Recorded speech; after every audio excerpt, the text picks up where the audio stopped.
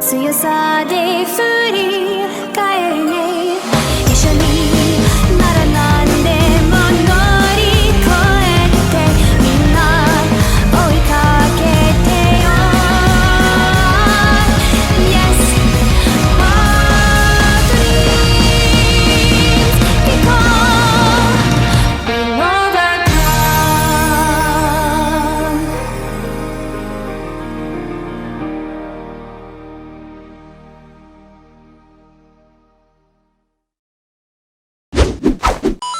Hey guys, what's up? My name is Ben, and today we are playing some Asagao Academy. I don't know how you pronounce it, I'm not good at Japanese. But, this isn't just any Asagao Academy run. This is the quest for Shane! I've played through this game before, however, I wanted to see whether or not I could, actually do anything with Shane. Because I know he's an option. The last time I played this, I got Satch, which, isn't a bad... Satch is amazing. He's the best. But we're going to be going after Shane this time. We'll go ahead and play. Chapter 1.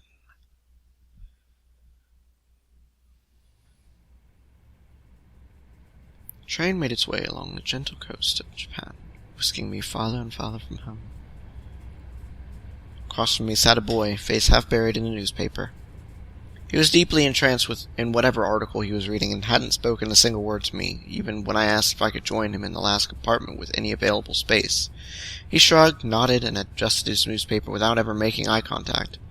It had been almost an hour, in fact, and he hadn't once looked at me. Void of conversation, I took instead to counting the buttons on the pretentiously lush carmine seats. 1, 2, 3, 21, 22, and so forth over and over. Now and again I turned to look out the window where the trees were blurring by. Sometimes the smeared green would break and reveal the quiet blue of the Sea of Japan. Eventually this rapidity made my stomach churn, and I went back to counting the buttons on the seat cushions. 1, 2, 3. The train compartment shuddered around us. My eyes wandered to the boy in his jacket. It wasn't the school-issued blue that I and the other students on the train were wearing. It was instead a green varsity-like jacket with an embroidered patch poorly sewn on the front. So you're a first year then. Hello, Jared. You're so pretty. He folded his newspaper neatly, set it in his lap, and looked at me with a half-interested gaze. Did he just catch me staring? Now that the paper was gone, I saw his face. He watched me through heavy-lidded eyes. His hair was immaculately groomed, teeth straight and blindingly bright.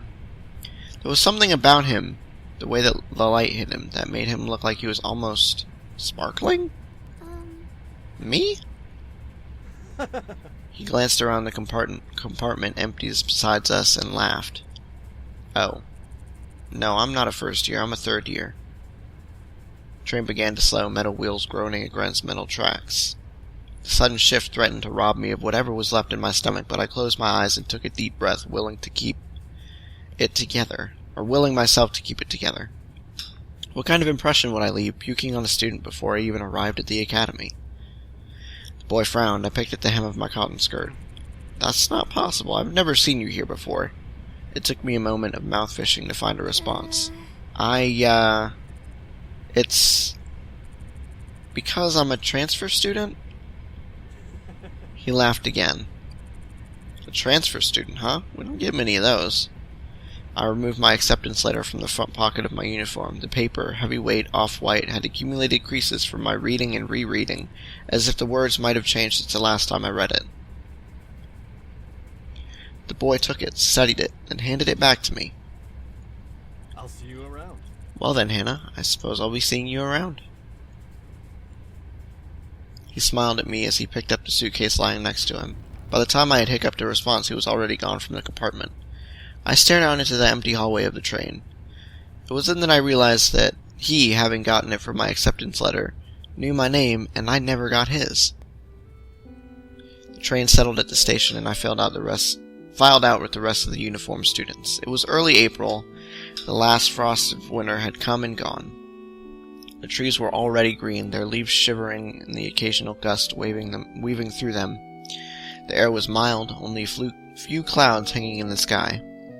I walked along the road with the swarm of blue-jacketed bodies, looking at the little groups breaking off from the crowd.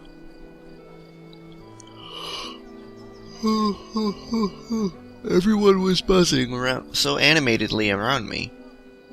I held my suitcase tightly in my sweaty hands. It was leather-bound and worth more than anything it contained. It wasn't far to the school, and I was, for maybe the first time in my life, thankful that what I owned didn't amount to much. My school issued black Oxfords click, click, clicked on the pavement. I walked this walk over and over in my mind. So many nights I lay awake, imagining what it would be like to walk from the train station to Asagao Academy this first time. My new start. I always imagined that everything would change for me on this walk. That somehow everything would be magically different. But as I looked around, I realized nothing had changed. I hadn't changed. By the time I reached the massive gate to the academy, I had forgot all about the disappointment slouching in the back of my throat. The school, framed by the gate's twisting black metal, was just as beautiful as the glossy photos I saw in its pamphlets. This was it. Asagao Academy.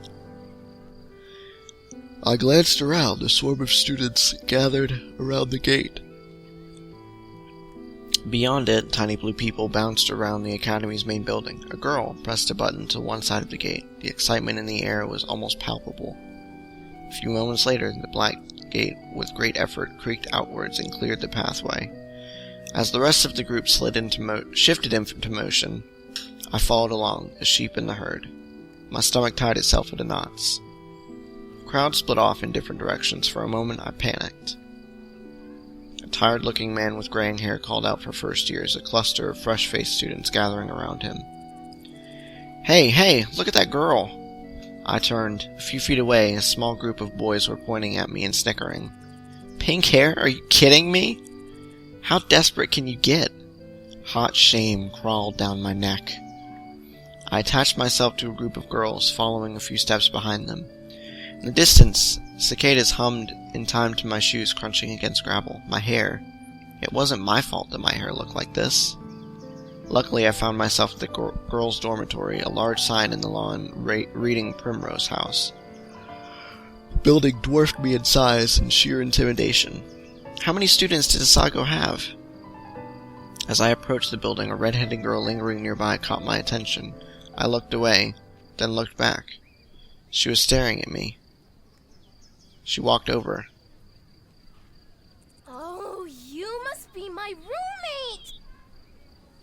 I eyed her warily. She was smiling and bouncing in a way that suggested her views on life were akin to a perpetual bouncy castle. What? Bingo. Of course, you silly. Let me guess, room 325? I thought back to the paper I received a month prior with a list of all the supplies I needed for the year and my dorm arrangements. Yeah, that's right. She laughed, but I couldn't figure out what was so funny. Was she laughing at me? When I found out my roommate was a transfer student, I knew you were going to be a total main character. I'm sorry. Oh, what? Mm-hmm. When I saw you outside the gate, I knew it was you. I mean, look at that hair! I felt a lump forming in my throat. What was she talking about? She had to be making fun of me. I hadn't spent more than 5 minutes on campus, and I was already being mocked. My hands began to tremble. Is there something wrong with my hair? Her face slackened from its amused smile to a more worried expression. Then she began to laugh again. Oh, no. It's great. I'm sorry. We're getting off on the wrong foot, aren't we? Oh, gosh. I'm Mai Sasaki. You must be Hana. I bowed my head. Hello. It's nice to meet you, May. Mai. I think it's Mai. All your school books are waiting in our room with your welcome letter, and I read the envelope. I hope you're not mad. May started, walking towards the dorm's front doors, followed behind like a lost puppy. Did you check in at the front desk already? No, I didn't. I didn't know I was supposed to. Good, they'll offer to have a staff member give you a tour, but I can show you around. We don't get many transfer students in year 3, you know. Oh, is that your only bag? Just the one? I'm glad I brought an extra bag of stuff to decorate our room with. I started already. I hope you don't mind. But I did wait to string the lights. I thought we could do it together, you know? She spoke quickly, the words bubbling from her mouth, and left me no time to answer until the end of her monologue. Yeah, okay, that sounds good. She held the front door open for me, and I hurried inside. Girls filed up and down the hallway, howling greetings and exchanging vague niceties that were, more often than not, how was your break? And look how tan you got. It seemed like everyone knew each other. I followed Mai as she led me through the maze of students and up 2 flights of stairs. Each dorm floor looked the same as the last. Narrow, white doors lining both sides of pale pink walls. Thin gold numbers were tacked to the front of each, the numbers rising as we climbed. You're not missing anything with the campus tour, I promise. Mr. Saitomo does them every year, and he's like totally dull. He just drags you around the entire campus and talks in that weird squeaky voice of his. I'll tell you everything you need to know. I smiled, trying to let this calm my nerves. Thanks. We headed down a hallway on the 3rd floor. Mai stopped us in front of a door numbered 325. Here we are. Faint smell of potpourri wafted throughout the room. The walls, like the hallway, were a soft, powdery pink.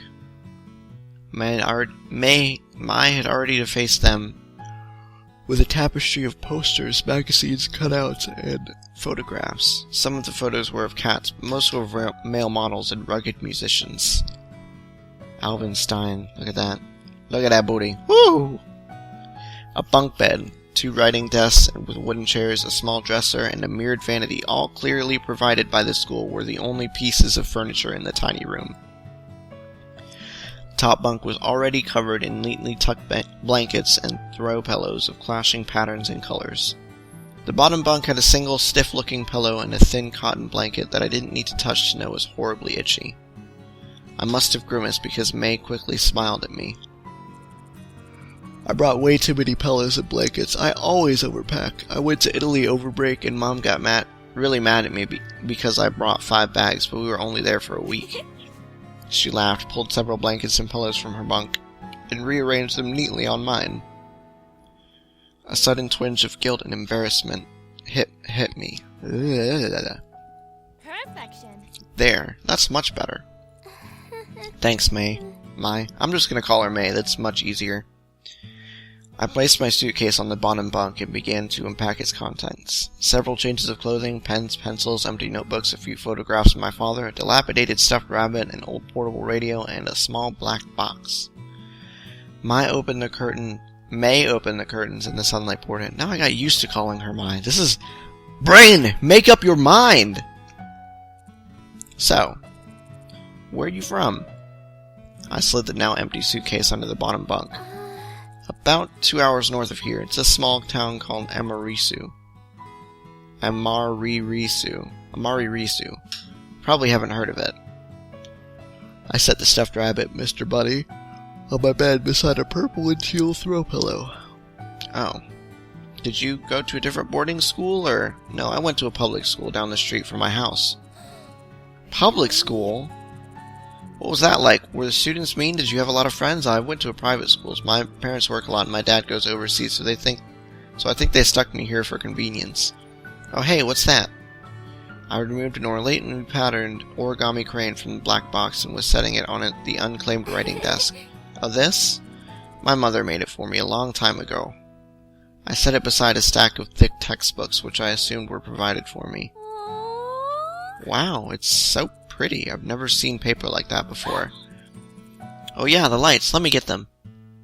May went to her desk, opened the drawer, and pulled out a long tangled string of fairy lights. I thought these would look nice. Here, help me string them up. She grabbed a container of pushpins, then pulled her wooden desk chair out and over to one wall. I did the same with my own. Together we pinned the lights around the perimeter of the room. How was the train ride over? Did you meet anyone? No, not really. I was in a compartment with some guy and... Some guy, huh? Was he cute? Oh, yeah, I guess. I don't know. I wasn't really paying attention. I didn't even get his name. May seemed disappointed for a moment, then perked back up. You'll have to point him out to me if you see him again. Oh, okay. Once we finished stringing the lights, May climbed down from her chair and brushed her hands together triumphantly. Yeah! Done! Okay, now it's time for lunch. The food here is pretty good. There's this ramen place down the street from campus that's like out of this world, but the school only lets us leave campus on weekends. May walked to the window. We could go today because it's Sunday and it's pretty nice out, but I guess you might want to go to the caf since you just got here. We could. She was suddenly interrupted by her own enthusiastic laughter. Oh my gosh, Mimi Santos just totally tripped outside and fell on her face. I saw it. Oh, is that mean to laugh? Maybe I shouldn't have. Oh well. Anyways, let's go eat. I'm totally starved. She led me out of the room before I even had the chance to respond. The cafeteria was buzzing with students excited for the new year. The only people as nervous-looking as I felt were the tables of skittish, wide-eyed first-years.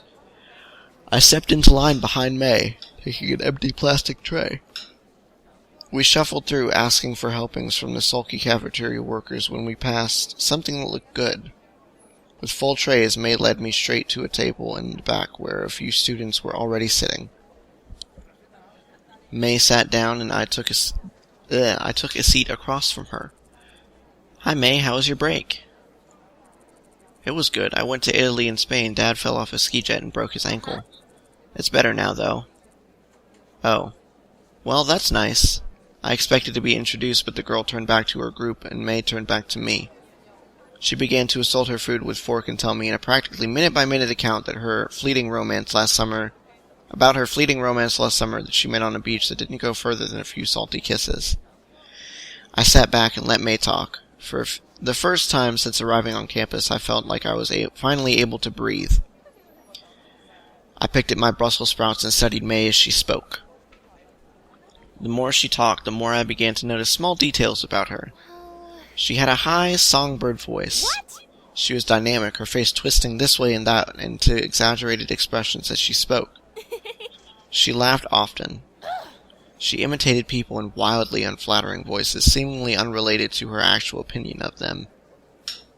But most notably, she talked. A lot. I didn't find this particularly annoying, as it filled the silence and she hardly ever asked questions that required my full attention. Just as May was rounding off a shockingly detailed account of the time she accidentally walked in on her friend's older brother in the act of changing, a familiar flash of green caught my eye. I glanced over. Hey, that's him! Huh? Who? I leaned across the table to whisper, just in case he could hear me through the ambient chatter of the lunchroom. The boy from the train, that's him. What? Jared? Yeah, with the weird green jacket and swoopy hair. He just picked up his tray and was walking past us when something seemed to catch his eye. Oh, you. I looked up at him and suddenly realizing he was talking to me. Hana, I met you on the train. How are things settling down for you? Really well. I found my roommate and she's been helping me out. I gestured to May, who was thunderstruck. In fact, looking around, everyone was. People stopped eating to turn and stare at Jared and me, my shoulders bunched around my neck. Well, if you ever need any help, I'll be around. 3rd year, right? I nodded. All right. Some of my friends are in that year. Of course, they can't compare to me, but I'll give them the heads up to look out for you. He flashed a dazzling smile, then winked. It's the least I can do for such a cute girl. Well, I'll see you around. I watched a torrent of thoughts raging through my head as he took his seat next to a bunch of guys who were all wearing the same jacket. That's Jared! She tore her eyes away from him and looked at me. He's so cute. He's the most beautiful guy in school. Oh, Jared. I can't believe he just looked at me. I looked at May. Her cheeks were glowing in a decent pink. Why do they all wear those jackets? Aren't all the guys supposed to wear blue blazers as part of their uniform?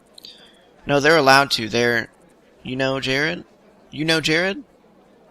That girl turned back around and was looking at me with sudden interest.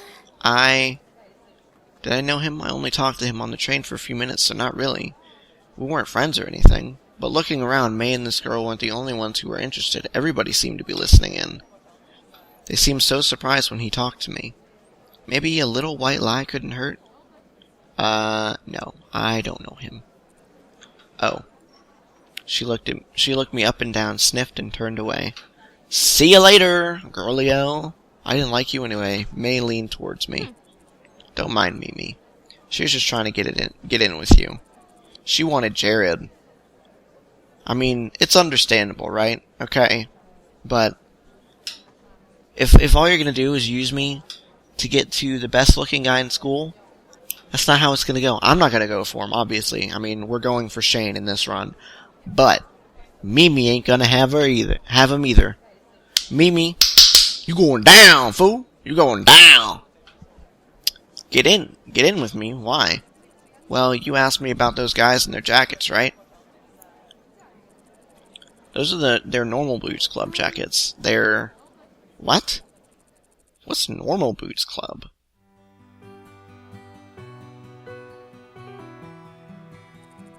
It's a club we have at school here. It's like totally exclusive and full of only the coolest students. They get together and play video games, or something. That one right there is John, also known as JonTron. His bird is Shock. John is also the president of the drama club here at school. John's got some chest hair there. Next to him is PBG. He and John founded the Normal Boots Club together. PBG is one of the best soccer players on our team.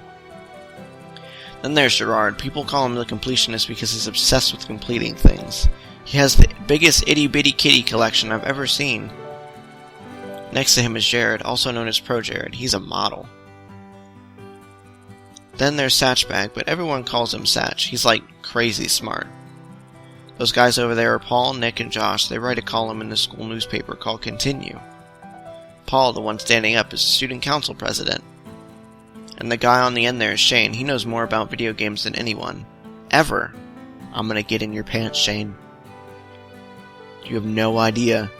Right now. But those eyes, that ear, this weird hair of yours, this nose, that mouth, it's all gonna be mine. It's all mine. She exhaled a dreamy sigh into her mashed potatoes. So, how would someone, join the Normal Boots Club? You don't choose the boots, Hannah. The boots choose you. What does that even mean? You have to be presented with the boots to be in the club. And they're like super selective. Ooh, excuse me. What are the boots? The club has this boot statue. It's like the one on their patches, but it's gold-plated. It's their mascot, I guess. They do this weird initiation ritual with it. Ritual? I hear they fill a room with candles and wear these totally creepy robes during initiation. This year 2 girl said she saw it once, and they were all like chanting around the boots, and it sounded like they were talking backwards. But I don't believe her. Even if it's true, I don't care if they're a cult because they're all really hot. Do they have a lot of friends? Yeah, tons of friends. I'd say they're the most popular kids in school. I mean, everyone in the school totally looks up to them. I bet they could get any girl in school, too. Or boy, for that matter. Hey, are you gonna eat your cake? I shook my head and pushed the plastic tray across the table to her. For the remainder of lunch, I listened to May talk about Jared through mouthfuls of half-dissolved frosting. Back at the dorm, I sorted through the pile of textbooks and the school left for me. Ugh. My radio was playing a poppy tune, equal parts music to static. May fervently scribbled in a notebook at her desk, hunched over it with strikingly poor posture. Hey. Hey, May? Mm-hmm. She didn't bother to look up. Am I supposed to have a textbook for History 309? She shuffled through the papers on her desk before producing a thick textbook. A demure man in a powdered wig frowned at me from the cover. Yeah, this one. I sighed. I don't have that one. The school must have missed it. May shrugged and set the textbook back in her pile. They have a bunch at the library. You can just check one out. Where's the library? May rifled through her notebook and wrote something down.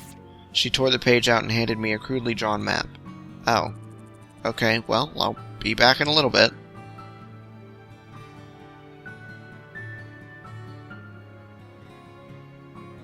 It took me at least 20 minutes to find the library. By the time I realized I was holding the map upside down, the sun was setting.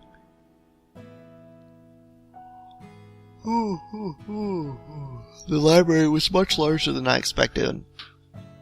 The walls lined from floor to ceiling with books of all sizes on rough wooden shelves. Intimidated, I headed for the front desk. A recognizably green and gray jacket was bent behind the counter.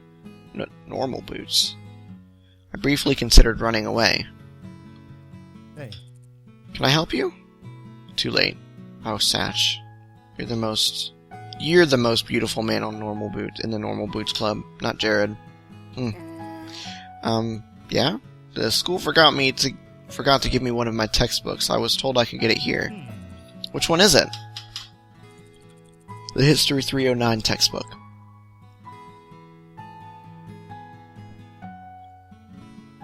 Oh, sorry. We stepped behind the counter and motioned for me to follow. We dodged between the aisles in a comfortable silence. He seemed friendly enough. What, should I say something? What was his name again? Shane? Gerard? John? No, not John. Satch. Huh? Oh, you work here? Ugh. Of course he worked here. He chuckled, dimples appearing in his cheeks. Yeah, I'm the librarian's assistant. It's my second year and I love it. I get to help people find books that speak to them. His eyes twinkled like a kid's on Christmas. Your book's right down here. He stopped in a row of thick, dusty books. Was this all history? And pulled out the book with the powdered wig man on it I saw earlier. Thanks. He waved his hand. It was nothing. Do you need help with anything else? I wanted to make a good impression on the Normal Boots Club, but I couldn't come up with anything. No, thanks. Copacetic. You're welcome. As we headed back through the cavernous library, my unease melted away. We weren't talking, but just being near him felt like being wrapped in a soft blanket. I resisted the urge to snuggle up to him. We neared the front desk, stepping around a clump of studying students. As we passed, one of them shifted. Huh? Something white flew past my face. A thick piece of triangular paper lay at my feet. I bent over and picked it up. It was surprisingly heavy. There was a quarter inside of it. If I was just a hair slower, it would have hit me in the face. The student snickered, and I recognized the boys that made fun of my hair earlier this morning. My heart dropped. I scanned my memory for anything that I might have done to offend them, but I came up with nothing. My hand started to shake. I hid it behind my back, thinking of some way to defend myself. Why did you do that? What do you mean? We were just messing around. Are you suggesting we did it on purpose? I faltered. There was nothing I could say. I was outnumbered. They would twist my words around no matter how straightforward I was. No, sorry. One of the boys held his hand out for the paper.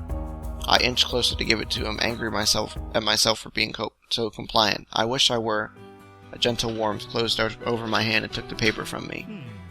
Satch examined the paper closely. I see what the problem is. Your aim would be better if you cut the corners before you folded it. He placed the paper on the table. The boys looked at him in sheer awe. Be careful though, you almost hit her, and that would have been awful. My hands began to sweat as panic shifted through me, afraid of the response, but... Geez, we're sorry, we'll be careful next time. Yeah, it was an accident. They apologized? Thanks, I appreciate it. He gave them a wide smile and continued off down the aisles. I followed closely behind, my legs weak. Don't tell me they stopped because of him, simply because I was with him? I wanted to thank him, but my heart was pounding, so I knew. So hard I knew my voice would shake. We reached the front counter and he scanned the history book. My lips trembled as I willed myself to say something, anything, to thank him. He tilted his head to the side.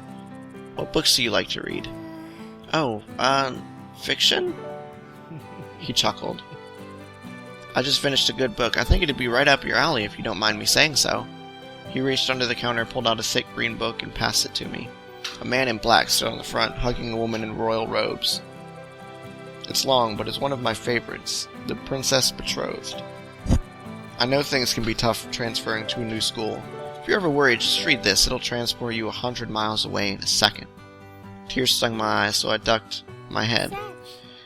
Thank you, Satch, for more than just the books. You're welcome.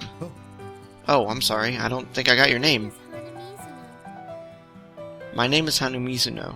I'm a transfer student. Well, it's nice to meet you, Hana. Let me know how you like the book. I will. That couldn't have gone better. Not only was Satch impossibly kind, but being around him felt easy, refreshing. Like being doused in the mist of a waterfall. Oh gosh, what was I thinking? My cheeks hot, I left the library, 2 surprisingly heavy books under one arm. I settled into bed, eager to get started with my new reading material, but May was sitting at her desk carving a pencil idly into the pages of a notebook. Every few minutes she released a long, drawn-out sigh as the lead of her pencil whined against the paper. I lowered my book and took the bait. Is something wrong, May? She let out another dreary sigh. I hope Jared notices me this year. Does Jared know you like him? May whirled around in feigned shock. What? I don't like Jared. Oh. I closed my book and set it aside, deciding to play along. Well, have you at least tried talking to him? No. I mean, I have before. Why don't you try again? She bobbed her head from side to side, considering this like it never crossed her mind before. Yeah, maybe I could do that. Satisfied, I picked my book back up. Have you ever had a boyfriend, Hana? What? Huh? Me? No, never. Really? Never? Never. I bet you 10,000 yen you meet a totally cute boy in here and fall in love by the end of the school year. You're crazy. I buried my face back in my book, barring May from any further discussion. Falling in love by the end of the year? Me? If I were a betting kind of girl, I'd take that bet. God, this nice new